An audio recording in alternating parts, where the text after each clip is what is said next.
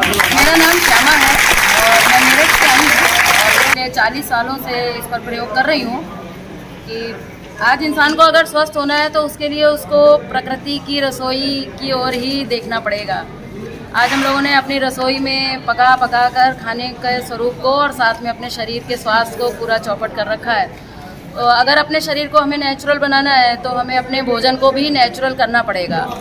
Unnatural खाकर, आग पर चढ़ाकर, तल कर, भून कर, पका कर हम जो खाना खा रहे हैं ये सब शरीर के अंदर जाकर सड़ रहा है, चिपक रहा है, बीमारियां पैदा कर रहा है। स्वाद में हम 10 गुना खा रहे हैं। लेकिन अगर हम कच्चा खाना सीख जाएं, नेचुरल खाना सीख जाएं, जैसा सीजनल, रीजनल और ओरिजिनल के हिसाब से अगर उस तरह का खाना हम खाना सीख जाएं तो स्वस्थ होना कोई कठिन काम नहीं है। आज इंसान ने हार मान ली है कि स्वस्थ होना बहुत कठिन है, जबकि हम लोगों का विचार ऐसा है कि बीमार होना बहुत कठिन है, स्वस्थ होना तो बहुत आसान है। आप नेचर के नियमों का पालन करिए, नेचर की रसोई से खाना बनाइए और उसको खाइए, आनंद उठाइए, तो बीमारी का कोई काम ही नहीं है। और अगर बीमारी आ भी गई है तो भी आप नेचर की गोद में बैठिए, नेचर का दिया हुआ खाना खाइए, आप स्वस्थ हो जाएंगे। बहुत आसान है स्वस्थ होना, कुछ कठिन नहीं है जी। हमें समझना है अन्न बहुत बढ़िया चीज़ है, मैं मना नहीं कर रही हूँ, लेकिन अन्न जो है ये इसकी आवश्यकता खास तौर से 25 साल की उम्र के बाद तो बहुत कम है, क्योंकि अन्न जो है ये हमारे शरीर की ग्रोथ के लिए ज़्यादा चाहिए। जब तक शरीर बढ़ रहा है तब तक आप खाएं, कोई दिक्कत नहीं है, लेकिन 25 साल की उम्र के बाद हमें अन्न की ज़रूरत बहुत कम है, शरीर की सफाई की ज़रूरत ज़्यादा है। तो दिन भर कोई दिक्कत नहीं है, हम लोग एक समय खाते हैं, 80% सब्जियां खाते हैं, थोड़ा अनाज खाते हैं, लेकिन सुबह नाश्ते में अनाज, दोपहर में अनाज, शाम को अनाज, रात को अनाज, इतना अनावश्यक अनाज जो बॉडी में डाला जा रहा है, तो ये बीमारियों की जड़ है।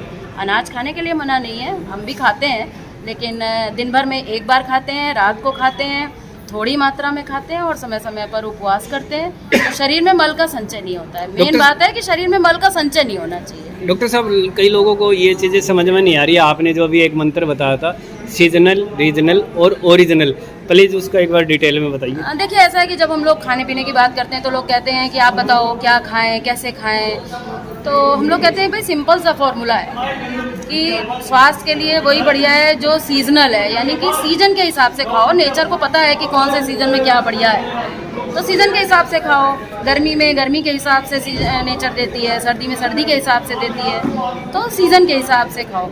रीजन के हिसाब से खाओ। अब हिमाचल में जाएंगे तो वहाँ ठंड पड़ रही है तो वहाँ एप्पल मिलेगा, नागपुर में जाएंगे तो वहाँ पर आपको संतरे मिलेंगे, नासिक में जाएंगे अंगूर मिलेंगे, हमारे यूपी में आइए तो वहाँ तो आपको खीरा, तरबूज ये सब मिलेगा।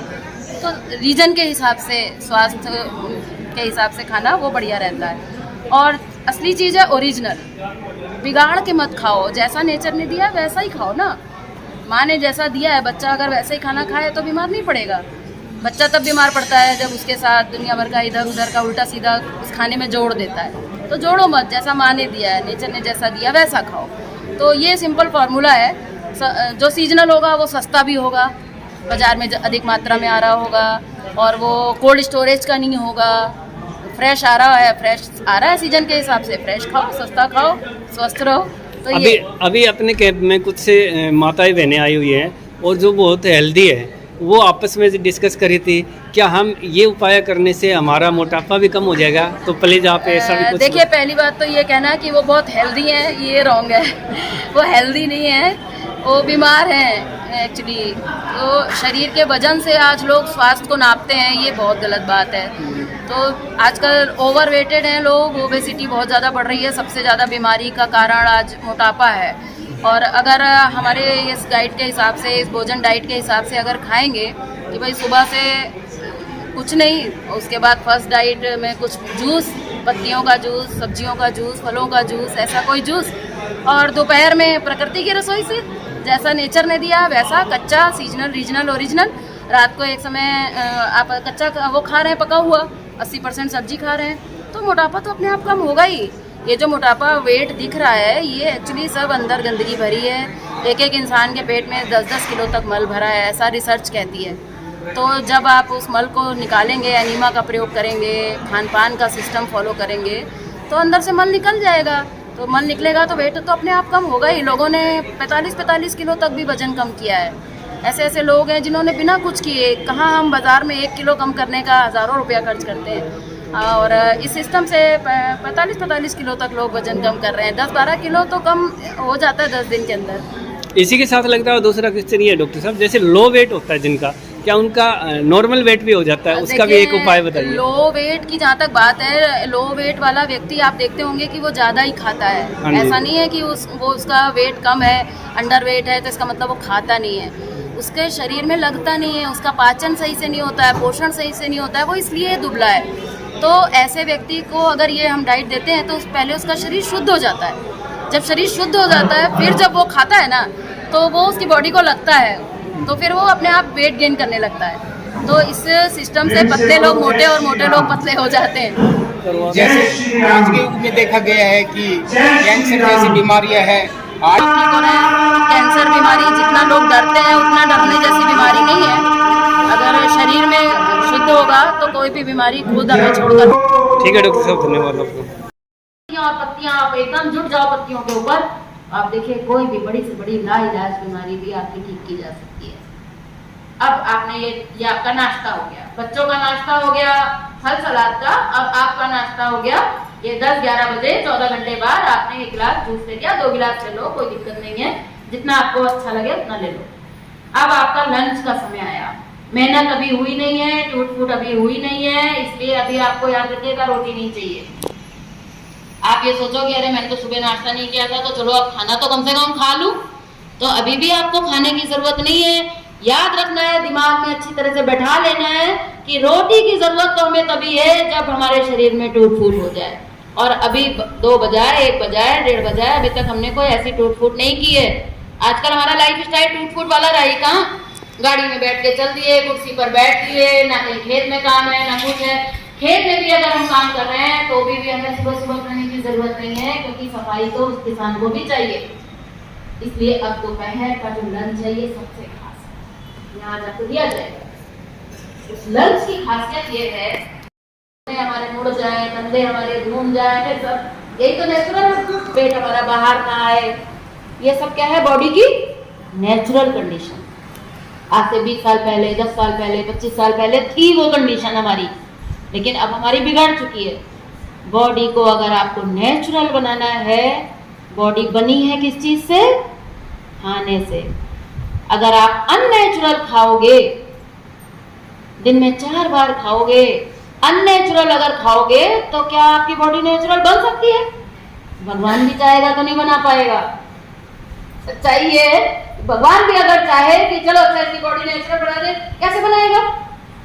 जब खा रहे हैं हम अननेचुरल, तो अननेचुरल ही होगा ना। भाई जो माल लगाएंगे, लोग कहते हैं ना भाई जैसा माल लगाओगे वैसा ही प्रोडक्ट तैयार होगा।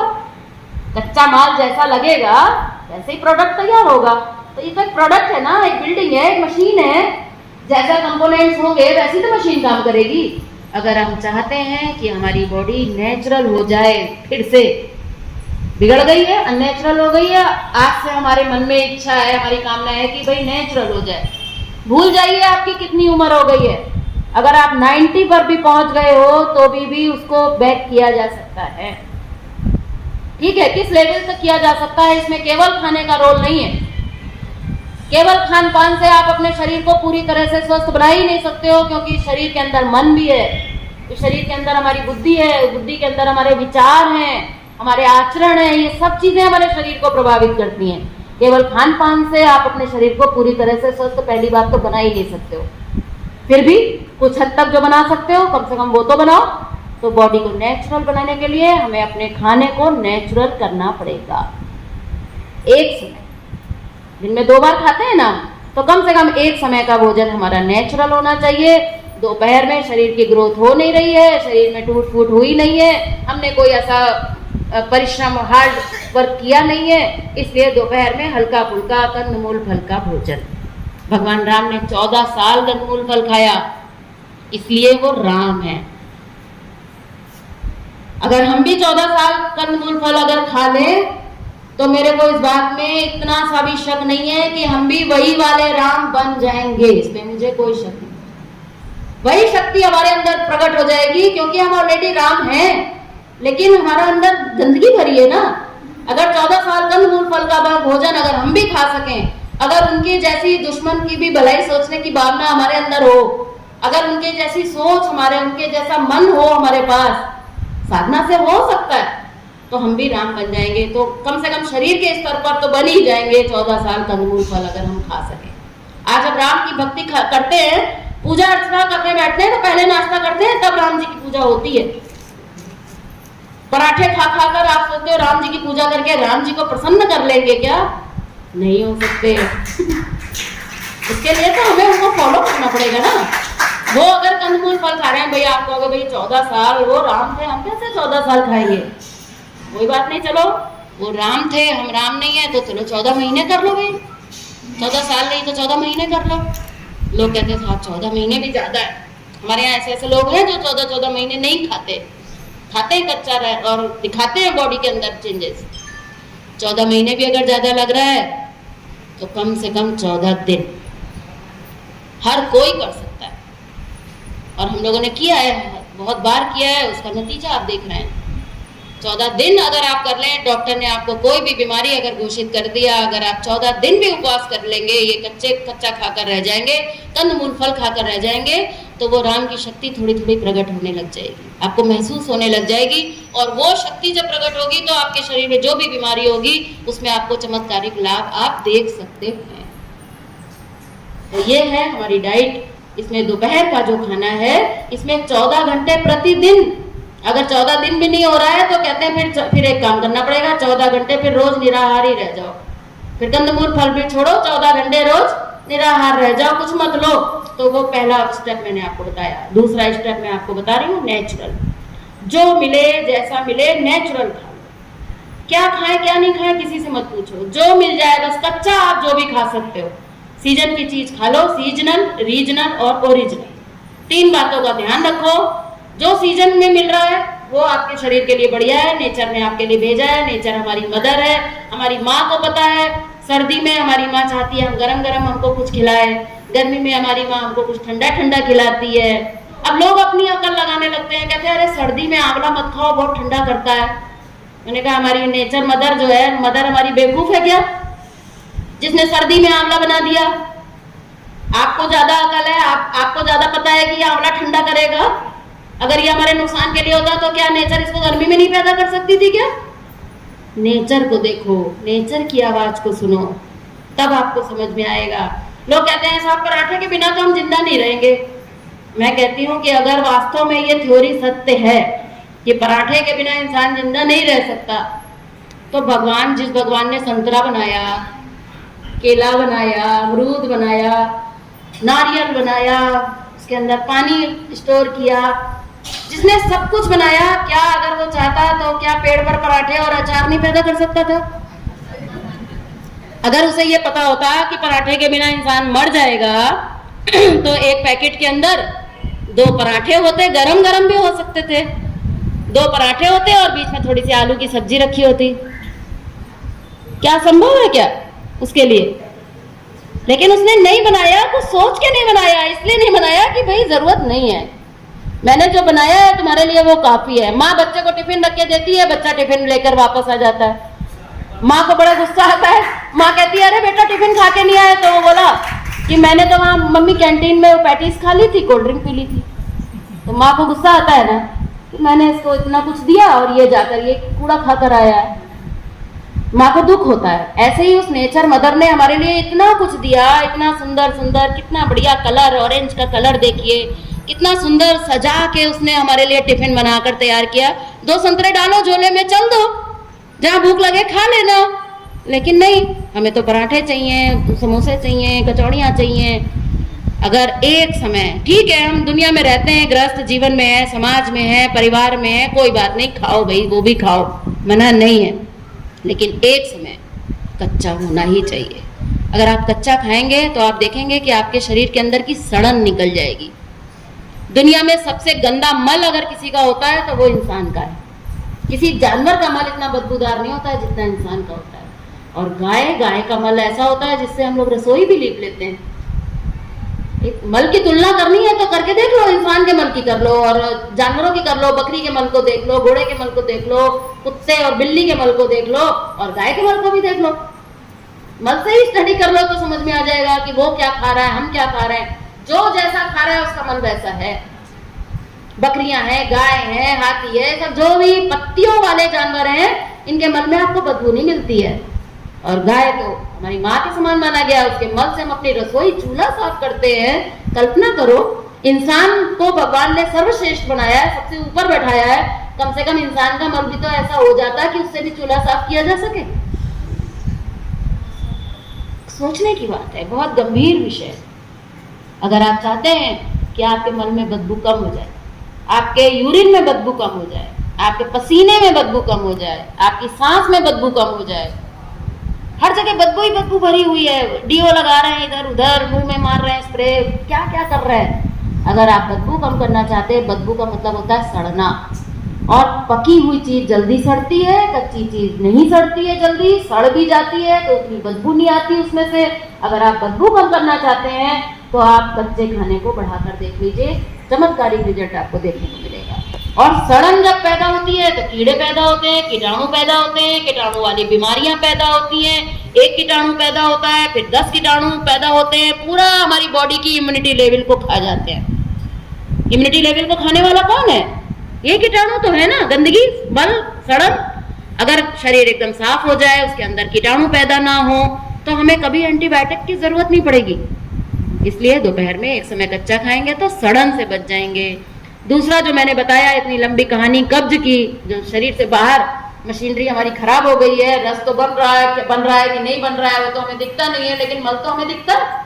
अब ये मल अगर शरीर से बाहर नहीं निकल रहा है, अगर मल अंदर चिपक रहा है, चिपकने का कारण केवल एक है और वो है अनाज। जितना भी हम खाते हैं इसमें चिपकने वाली चीज केवल एक ही है और वो है अनाज। और वो भी जब आग पर चढ़ता है, तल दिया जाता है, भून दिया जाता है, जितना ज्यादा हम अनाज को धीरे धीरे बनाते हैं, उतना ही ज्यादा ये स्टिकी हो जाता है और वही अंदर जाकर चिपक गया। क्वांटिटी की अगर मैं बात करूं तो हम आवश्यकता से 10 गुना ज्यादा खा रहे हैं, तो अंदर चिपकेगा नहीं तो क्या होगा? कितना निकालेगी वो जीवनी शक्ति बेचारी, कितना साफ करेगी? आप आवश्यकता से 10 गुना खा रहे हो। अब आप कहेंगे साहब 10 गुना कैसे आपने कह दिया? 10 गुना तो बहुत ज्यादा है। वो मैं इसलिए कह रही हूँ क्योंकि मैं पहले 10 रोटी खाती थी और आज मैं 1 रोटी खाती हूँ। मैंने आपसे कहा था कि मैं जो भी बात करूंगी अनुभव से करूंगी। अगर मैं 10 रोटी खाकर बीमार थी, आज मैं 24 घंटे में 1 रोटी खाती हूँ, उसमें से भी भगवान का हिस्सा चौथाई रोटी निकाल कर खाती हूँ। बहुत ही रेयर केस ऐसा होता है कि जब मैं एक रोटी से दूसरी रोटी कभी अगर लेती हूँ तो शायद वो मेरे लिए बहुत रेयर केस होता है। तो आप सोचो कि 10 रोटी खाने वाला 1 रोटी खा के पहले से ज्यादा अच्छा है, तो मैं तो कहूंगी कि हम आवश्यकता से 10 गुना ज्यादा खा रहे हैं। अगर हम 9/10 खाना अगर कम कर दें, अगर हम 1/10 खाने लग जाए तो कितना बेचारा वो अंदर चिपक जाएगा, कहाँ जाकर चिपकेगा, क्या करेगा, कर ही नहीं पाएगा। फिर भी मैं ये नहीं कह रही हूँ, मैं ये बिल्कुल नहीं कह रही हूँ कि आप भी 1 रोटी खाएं, मैं तो कह रही हूँ आप 6 खाते हैं 7 खाइए, मैं नहीं मना कर रही हूँ। जितना आप खाते हैं उतना खाइए, लेकिन अपनी टोटल खुराक का 1/2 खाइए। 1/10 नहीं, 1/2 कह रही हूँ। क्यों कह रही हूँ? क्योंकि मैंने अभी आपको बताया 2 टाइम आप खाते थे, 1 टाइम का 100% बंद कर दीजिए, 1 टाइम का 100% खा लीजिए। अब 100% में आप 6 रोटी खाते हो, खा लो, लेकिन कम से कम एक समय का बंद कर दो, हो जाएगा ना 50%, 1/2 हो जाएगा। दिन में खाने की जरूरत ही नहीं थी, दिन में आपने बंद कर दिया, थोड़ा कंदमूल फल खा लिया, मेन खाना, मेन कोर्स जो है आपका अनाज वाला जो भोजन, वो आपने 1/2 कर दिया। अब रात को एक समय खा रहे हो, खा लो, मना क्या कर रहा है? खाना सिखा दिया कि नहीं सिखा दिया? अभी डॉक्टर कह रहा है ये मत खाओ, वो मत खाओ, मैं तो कह रही हूँ तुम रोटी क्यों, सूखी रोटी क्यों, तुम घी में तर रोटी खाओ, तुम पराठा खाओ, तुम पूड़ी खाओ, मना नहीं कर रहे, लेकिन दिन में 1 बार खाओ। दिन में अगर आप कच्चा खा रहे हो, रात को आप 1 टाइम खाओगे, सारी बीमारियां खाने पर भी आपकी ठीक हो जाएंगी, धीरे धीरे करके। ठीक है, इसमें कुछ और चीजें भी हैं जो हमारे 7 दिन के शिविर में थोड़ी और चीजें भी विस्तार से हम लोग उसके संग ऐड करते हैं, लेकिन बेसिक जो है वो यही है कि चिपकेगा नहीं, अंदर जाकर सड़ेगा नहीं, जल्दी पच जाएगा, जीवनी शक्ति ज्यादा खर्च नहीं होगी और आपकी बॉडी नेचुरल होनी शुरू हो जाएगी। अब रात को समय खाने का जब आया तो एकदम रिलैक्स, छूट पूरी, खाइए जो मन चाहे। बस एक छोटी सी बात का उसमें ध्यान रखिए, और वो ये है कि स्वाद के लिए खाइए, ताकत का संबंध तो अब रहा नहीं। अगर ये बात आपकी समझ में आ गई हो कि ताकत का संबंध नहीं है, हम खा रहे हैं तो केवल टूट फूट की मरम्मत के लिए खा रहे हैं, और थोड़ा स्वाद के लिए खा रहा है। बस ये दो उद्देश्य हैं खाने के। तो अगर टूट फूट के लिए खा रहे हैं तो क्वांटिटी बहुत कम चाहिए, क्योंकि मैंने आपको बताया कि रिपेयर करने के लिए, रफू करने के लिए बहुत कम चाहिए होता है, तो क्वांटिटी बहुत कम चाहिए। और जहाँ तक इसकी बात है, क्वालिटी की बात है, तो उसमें छूट है कि आप जितना भी खाओ, जो भी खाओ। एक छोटी सी बात का ये ध्यान रखो कि 80% उसमें सब्जियां रखो। रात को खाने में 80% सब्जी रखो, 20% में आप पूड़ी खाओ, पराठा खाओ, भटूरे खाओ, कचौड़ी खाओ, जो मन चाहे खाओ, कोई दिक्कत नहीं आएगी। अब लोग कहते हैं साहब सब्जी हमसे खाई नहीं जाती है, सब्जी हमको अच्छी नहीं लगती है। लोगों के यहाँ इतना तेल मसाले की सब्जी बनती है कि वो अगर उन्होंने 80% खा ली तो वैसे ही एसिडिटी हो जाएगी। तो क्या करें? हम लोग कहते हैं देखो एक काम करो, उसका एक तरीका है। घर में आपको जो खाना है वो खाओ, बना लो, तेल वाला बनाओ, मसाले वाला बनाओ, प्याज लहसुन बनाओ। हम लोग तो यहाँ तक भी कह देते हैं कि भाई अगर आप नॉनवेज खाते हो ना, मत खाओ प्लीज, छोड़ दो, अच्छी बात नहीं है, इंसान के लिए नहीं बना है। लेकिन फिर भी हमारे कहने से तो कोई छोड़ता नहीं है। हम लोग तो इतने सालों से चिल्ला रहे हैं, छोड़ने वाले ने तो छोड़ा नहीं ना, जिसको खाना है वो खा ही रहा है। तो जब वो छोड़ने को नहीं तैयार है तो हम लोग तो यहाँ तक भी कहते हैं कि भाई अगर तुम नॉन वेज भी खाते हो तो 20% नॉन वेज खा लो, 80% उसके सब्जियां जोड़ लो। क्या करोगे? कोई तो तरीका तो सिखाना पड़ेगा। तो चलो यहाँ से शुरू करो।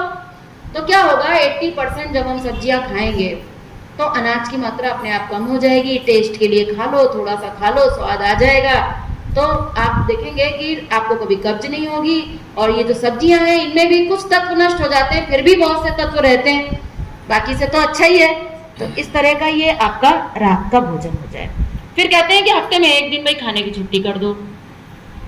सब आपको भी छुट्टी देती है ना कंपनी, जहाँ भी आप काम धंधा करते हो, व्यापार करते हो, नौकरी करते हो, जो भी करते हो, एक दिन की छुट्टी तो वहां भी करते हो ना। कंपनी आपको एक दिन का पैसा फ्री में देती है। अब तो 2 दिन की छुट्टी होने लगी है। अब तो सरकार कह रही है कि 3 दिन की छुट्टी कर दो भाई, ज़्यादा काम करने की ज़रूरत नहीं है, आराम करो, शरीर को विश्राम दो, बीमारियां बढ़ रही हैं, विश्राम करो। 1 दिन की छुट्टी तो सभी को मिलती है। क्यों देती है कंपनी फालतू में छुट्टी? क्योंकि कंपनी को ये पता है कि अगर मैं इसको छुट्टी नहीं दूंगा 1 दिन की तो ये ज़्यादा दिन नहीं चल पाएगा। 60 साल तक काम नहीं कर सकता, 60 साल तक लगातार रोज कैसे काम करेगा? तो 1 दिन की छुट्टी। ऐसे ही हमारे शरीर के अंदर जीवनी शक्ति रोज काम कर रही है, हर दिन काम कर रही है, अनाज खा रही है, अनाज को पचा रही है। तो कम से कम 1 दिन उपवास कर लो। ज्यादा उपवास नहीं करना है, पूरी छुट्टी नहीं करनी है। क्या करो, केवल अनाज छोड़ दो, बस केवल अनाज। जो 20% ही तो खा रहे थे वो भी छोड़ दो, केवल सब्जी खाकर रह जाओ। थोड़े दिन बाद ऐसा करो कि सब्जी भी छोड़ दो, फल खा के रह जाओ। धीरे धीरे 1 दिन का उपवास हर इंसान को करना चाहिए हमारे हिंदू धर्म में। इसीलिए हर देवी देवता के नाम पर हर दिन उपवास का बहाना है। शंकर जी को मानते हो तो कर लो, देवी को मानते हो तो कर लो, शिव जी को मानते हो कि किसको मानते हो, 1 दिन तो उपवास कर ही लो। लेकिन अब लोग उपवास करते हैं तो इतना खाते हैं कि ऐसा बीमार पड़ जाते हैं कि पूछो मत। तला भुना, दूध, दही, मिष्ठान, मेवा, जितना खा सकते हैं उतना खा डालते हैं। हम लोग कहते हैं भैया उपवास मत करो, तुम खाना ही खा लो। हाँ, कम नुकसान होगा। नवरात्रि का उपवास करते हैं लोग, क्या फलाहारी थाली होटलों में आजकल बिकती है कि रोज की थाली में अगर आपके 2 कटोरी होगी तो फलाहारी थाली आप होटल में जाओगे तो आपको 10 कटोरियां मिलेंगी। किसी चीज की कमी नहीं, रोटी, पराठा, खीर, मेवा, लड्डू सब मिलेगा आपको, कोई दिक्कत नहीं आएगी। घर में भी कितना दूध, दही में कितना तला भुना लोग खा रहे हैं उपवास के नाम पर। पता ही नहीं है कि उपवास कहते किसे। उपवास का मतलब है कि कम से कम उस दिन एक बार भी अनाज न खाया जाए, दूध न पिया जाए, दूध और दूध की बनी चीज न ली जाए। कम से कम ये स्टार्टिंग का उपवास है। कम से कम इतना करो तब उपवास माना जाएगा। तो 1 दिन का उपवास कर लो। उपवास है सफाई। लेकिन कभी कभी 6 महीने में एक बार गाड़ी को सर्विसिंग के लिए भी देते हैं ना, ओवरहॉलिंग करके बढ़िया गाड़ी एकदम नई होकर आपको मिल जाती है। सब डीजल पेट्रोल चेंज हो जाता है, सब कल पुर्जे बढ़िया, सब बढ़िया करके देता है ना। अगर ऐसी गाड़ी की सर्विस करनी है आपको तो 6 महीने में एक बार नवरात्रि का उपवास कर डालो। आग का चढ़ा छोड़ दो, फल खाकर रह जाओ। आप देखेंगे कब आपके शरीर से बीमारियां धीरे धीरे आपको छोड़ के भाग जाएंगी, इसका आपको भी एहसास ही नहीं होगा। ये एक ऐसी आदर्श जीवन शैली है खान पान की जो इंसान को इंसान की तरह जीना सिखाती है। अभी हम जो खा रहे हैं ये हम जानवरों से भी बदतर खा रहे हैं। जानवर भी कभी तो मुंह फेर लेता है, इंसान कभी भी मुंह नहीं फेर रहा है खाने से। शरीर को थोड़ा हमें हल्का करना पड़ेगा, पेट को थोड़ा हल्का करना पड़ेगा। हमारी आंतों को हमने पूरा सड़ा दिया है, हमारी सारी आंतें ऐसी चिपक गई हैं, ऐसी सड़ गई हैं कि हम लोग के पास किताबें हैं, फॉरेन की किताबें हैं, जहाँ पर इस कोलन के ऊपर हमारी बड़ी आंत जहाँ पर ये मल इकट्ठा होता है उसके रिसर्च वर्क है हम लोग के पास, जहाँ पे पता चला है कि डेड बॉडी का जब रिसर्च किया गया मरने के तुरंत बाद जब देखा गया तो पाया गया कि उनकी आंतों के अंदर जो मल था वो पत्थर की तरह हो गया था, छेनी हथौड़े से काट कर उसको निकाला गया। ऐसा मल अगर हमारी आंतों में भरा होगा, और अगर कहते हैं कि अगर माथ भारी तो आंत भारी, आंत भारी है तो माथ भारी है। अगर माथे में दर्द हो रहा है, सिर दर्द हो रहा है, इसका मतलब है कि कहीं ना कहीं हमारी आंतों में दिक्कत है। तो उसके लिए हम लोग एनीमा का प्रयोग बताते हैं। ये एनीमा है, सिंपल सा एनीमा होता है। आंतों को वापस फिर से ठीक करने के लिए खान पान को ठीक करिए ताकि अंदर मल का बनना कम हो जाए। धीरे धीरे मल का बनना कम हो जाएगा। पुराना मल जो अब तक जमा है उस मल को साफ करने के लिए एनीमा है। अगर कोई जानना चाहता हो तो मैं 5 मिनट में बता सकती हूँ। 5 मिनट का समय है अभी मेरे पास। किसी को ये सीखना है, बताना है क्या? बता दूं? चलो बता देती हूँ। ये एक एनीमा होता है जो नेचुरोपैथी में जो लोग जानते होंगे उनको पता होगा, और ये महिलाएं इस एनीमा को जरूर जानती हैं क्योंकि डिलीवरी के टाइम पर एनीमा दिया जाता है। लेकिन वो जो एनीमा होता है वो मेडिकेटेड एनीमा होता है, केमिकल वाला होता है, साबुन का एनीमा होता है। वो वैसा एनीमा की यहाँ पर बात नहीं हो रही है, लेकिन ये एनीमा सिंपल पानी से लिया जाता है। इस एनीमा का काम है हमारे आंतों में जमा मल को निकालना, हमारे आंतों में जमा सूखेपन को नमी में परिवर्तित करना ताकि उसको मुलायम बनाकर मल को बाहर निकाला जा सके। आज हमारी आंतों के अंदर, आंतों का काम है मल को बाहर फेंकना। खुद उनके अंदर इतनी शक्ति होनी चाहिए कि उसमें जो मल जमा हो उसको जोर लगाकर आते उसको बाहर फेंक दे, निकाल दे। लेकिन जब आते ऐंठ गई, चिपक गई, सड़ गई, तो उनके अंदर मल तो आ ही रहा है, अब खा रहे हैं, मल तो बन ही रहा है, मल आंख में जा भी रहा है, लेकिन वो जमा होता जा रहा है, सूख सूख के परतें बनती जा रही है उसकी, वो बाहर नहीं निकल रहा है, तो ऐंठन पैदा हो गई। तो उसको ठीक करने के लिए ये एनीमा है।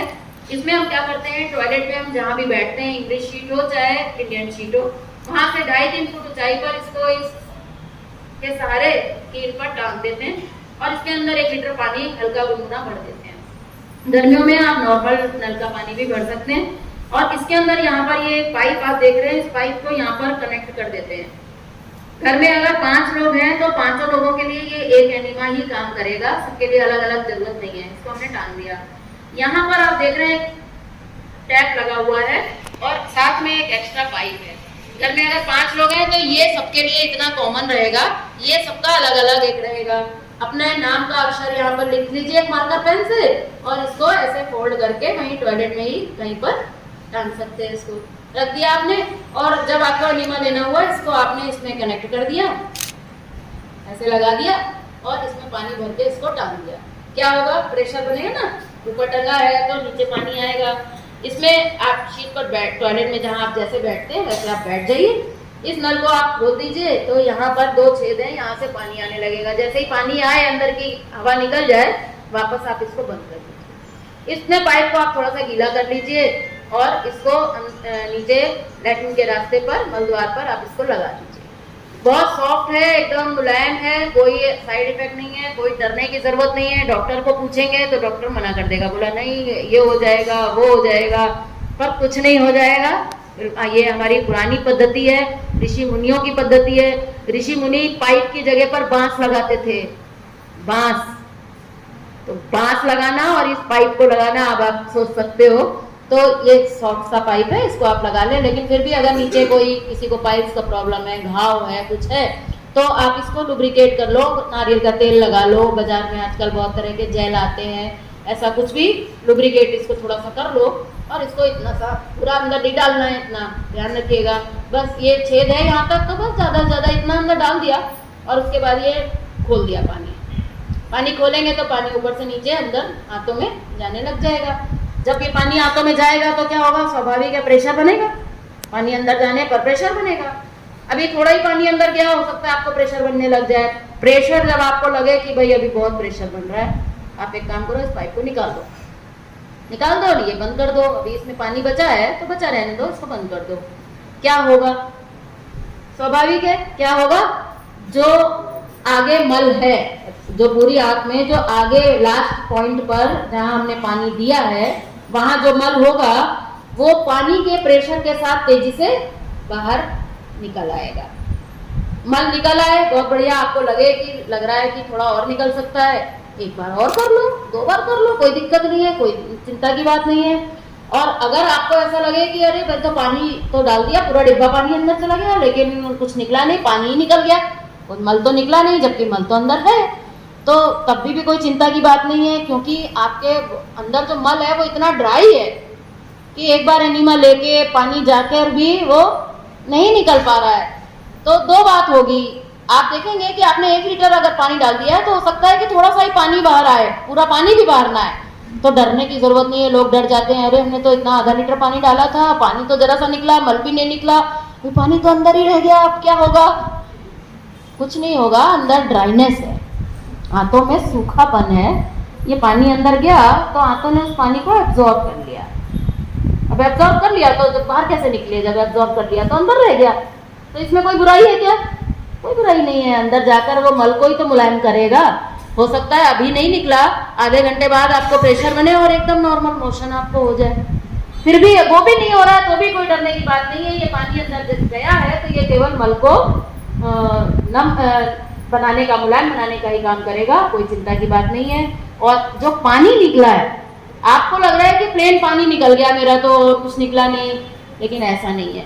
ये जो पानी निकलेगा, इस पानी के साथ में जो भी गैसेस अंदर रहेगी, जो भी एसिड्स अंदर रहेंगे, वो तो निकल ही जाएंगे। मल नहीं निकल पाया लेकिन गैस एसिड निकल जाएंगे। आप देखेंगे अगर आपके सिर में दर्द हो रहा था तो सर दर्द ठीक हो जाएगा, आपको कुछ इंडाइजेशन जैसा हो रहा था वो ठीक हो जाएगा, बुखार है, कहीं बॉडी में पेन हो रहा है, आप ये एनीमा लेंगे आपको तुरंत इसका लाभ मिलेगा। लंबे समय तक लेंगे आप इसका, को आराम से 2-3 महीने तक अगर रेगुलर भी अगर आप लेंगे तो कोई इसका साइड इफेक्ट नहीं है। बहुत से लोग कहते हैं कि साहब इसकी आदत पड़ जाएगी, तो बात तो सही है कुछ हद तक, क्योंकि ये एनीमा लेना ये नेचुरल नहीं है। नेचुरल तो ये है कि अपने आप आए, लेकिन अपने आप नहीं आ रहा है तो थोड़ा इसका प्रयोग करके भी अगर मल निकल जाए तो इसमें कोई बुराई नहीं है, क्योंकि मल का अंदर रहना ज्यादा खतरनाक है, उसका निकलना ज्यादा जरूरी है, इसलिए इस एनीमा को हम ले सकते हैं। लेकिन हम ये कहें कि ये नेचुरल है तो नेचुरली है, अननेचुरल ही है, ये नेचुरल नहीं है, ये अननेचुरल है। लेकिन लोग कहते हैं इसकी आदत पड़ जाएगी, तो मैं ये कहती हूँ कि अगर शरीर में मल रुक रहा है और इससे अगर मल निकल रहा है तो अगर थोड़ी बहुत आदत भी पड़ जाएगी तो कोई बुराई नहीं है। लेकिन ये कहना कि आदत पड़ जाती है, नहीं पड़ेगी। हम लोग इस तरह से इसको गाइड करते हैं कि सुबह का एनीमा ज़्यादा लंबे समय तक ना लें, अपने खान पान को ऐसा परिवर्तित करें, उपवास इत्यादि ऐसा करें, खूब फाइबर खूब खाएं, फल ज़्यादा ना खाएं, सब्जियां ज़्यादा खाएं, सलाद ज़्यादा खाएं, चटनी इसके साथ में बनाएं, हरी पत्तियां ज़्यादा प्रयोग करें, तो आप देखेंगे कि सुबह के समय आपको मोशन अपने आप आने लग जाएगा। अगर आप साधना में लगे हैं फिर भी आपको सुबह अगर मोशन ठीक से नहीं आ रहा है तो इसका मतलब है कि आपकी आंतें ज़्यादा खराब हैं या फिर आपके खान पान में कहीं गड़बड़ है, आप अभी भी अनाज ज़्यादा खा रहे हो, अभी भी आपको खान पान में सुधार की ज़रूरत है। लेकिन अगर फिर भी मल बाहर नहीं निकल रहा है तो एनीमा का प्रयोग करने में कोई दिक्कत नहीं है। लेकिन ऐसे लोग शाम के समय अगर एनीमा लें तो उनको कभी भी आदत नहीं पड़ेगी। क्यों नहीं पड़ेगी? क्योंकि शाम के समय हमारी बॉडी अपने आप नेचुरल प्रेशर नहीं बनाती है। बहुत ही रेयर, बहुत कम लोग ऐसे हैं हमारे देश में, तो फिर भी ऐसे बहुत से लोग हैं जो 2 टाइम जाते हैं। अभी भी ऐसे बहुत से लोग हैं जो 2 टाइम जाते हैं नेचुरल, लेकिन काफ़ी लोग, मतलब मेजॉरिटी जो है वो नहीं जाती। सुबह शाम के समय बॉडी प्रयास नहीं करती है, सुबह प्रयास करती है। अगर सुबह आप एनीमा दे देंगे तो बॉडी प्रयास करना बंद करने लग जाएगी, आपको आदत लग जाएगी। लेकिन शाम को जब बॉडी प्रयास कर ही नहीं रही है तो उस समय पर अगर आप ले लेंगे तो अच्छा है, मल निकल भी जाएगा और आदत भी नहीं पड़ेगी। तो ये एनीमा एक बहुत ज़रूरी चीज़ है। इस एनीमा को हम लोग मजाक में कहते हैं कि हमारा फैमिली डॉक्टर है। कोई भी तकलीफ हुई, छोटी मोटी कोई भी तकलीफ हुई, पहला काम आपको करना है कि एनीमा तो ले ही लेना है। यहाँ तक कि अगर आपको लूज मोशन भी हो रहे हैं तो भी आपको एनीमा लेना है। लोग कहते हैं लूज मोशन हो रहा है, अपने आप ही 10 बार जाना पड़ रहा है, तो एनीमा क्यों लें? अगर आप एनीमा नहीं लेंगे तो आपके अंदर पानी की कमी हो जाएगी। 10 बार अगर गए तो पानी निकल जाएगा ना बॉडी का, तो पानी ना निकले बॉडी का तो बाहर निकाल दो। तो इस तरह से ये एनीमा का साधन है। कभी आपको लग रहा है कि बहुत एसिड ज्यादा हो गया है तो थोड़ा सा गरम गरम पानी 3-4 गिलास पानी पी के उल्टी मुंह में डाल के उल्टी कर दो, तो उससे आपका आमाशय भी एसिड से फ्री हो जाएगा, मलाशय जो है वो एनीमा से फ्री हो जाएगा, खान पान आपका बढ़िया हो जाएगा, उपवास आपको समझ में आ जाएगा। तो आप देखेंगे कि बीमारी का कोई कारण नहीं बचेगा। फिर भी समय समय पर शरीर में कोई छोटी मोटी तकलीफें आती हैं, बीच बीच में कुछ कुछ उपवास करते रहिए, किसी ना किसी बहाने से करते रहिए। अब सावन चल रहा है, मैंने 1 महीना अभी जूस पर उपवास किया, एक टाइम जूस लिया, एक टाइम सूप लिया और एक टाइम 2 मैंगो जरूर लिए, क्योंकि बढ़िया मैंगो आ रहे थे लालच में 2 मैंगो और एक टाइम जूस एक टाइम सूप, 1 महीना किया। अब 1 महीना मैं सावन का कर रही हूँ, जिसमें दिन में फल सलाद और रात को केवल सब्जी। तो आपके सामने हूँ, क्या दिक्कत है? मैं कर सकती हूँ तो आप क्यों नहीं कर सकते हैं? बच्चे करते हैं, अभी मेरी बेटी कर रही है, आज उसको 14वां दिन है, जूस पर है केवल। अगर बच्चे कर सकते हैं तो हम लोग क्यों नहीं कर सकते? जिंदगी भर तो खाया, खा खा कर शरीर की हालत इतनी बिगाड़ दी है, थोड़े दिन ना खाकर भी तो देखा जाए क्या होता है। डॉक्टर घर से भाग जाएगा। केवल इतना ही कहूंगी, मेरा समय पूरा हो गया है, 5 मिनट अधिक हो गए।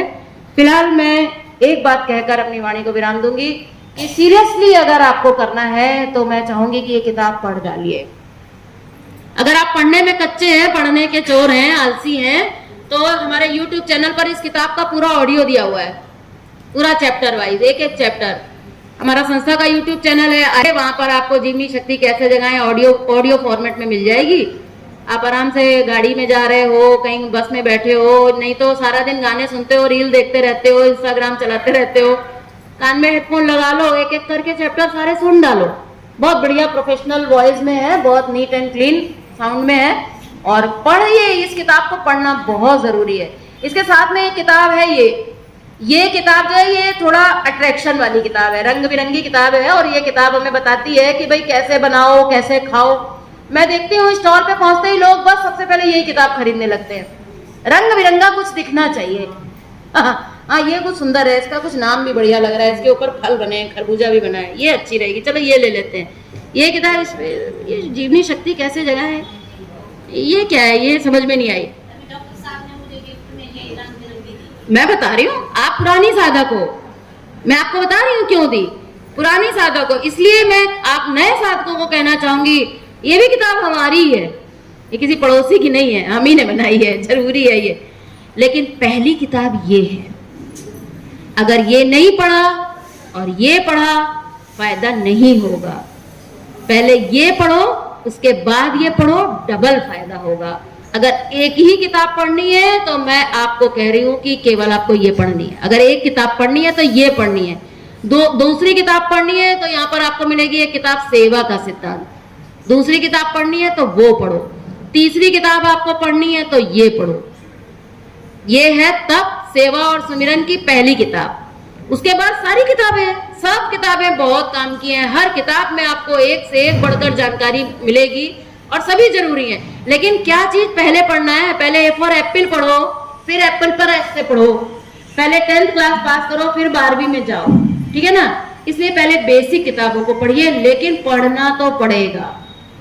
केवल लेक्चर सुन के अगर काम हो जाता तो हर बच्चा PhD कर लेता।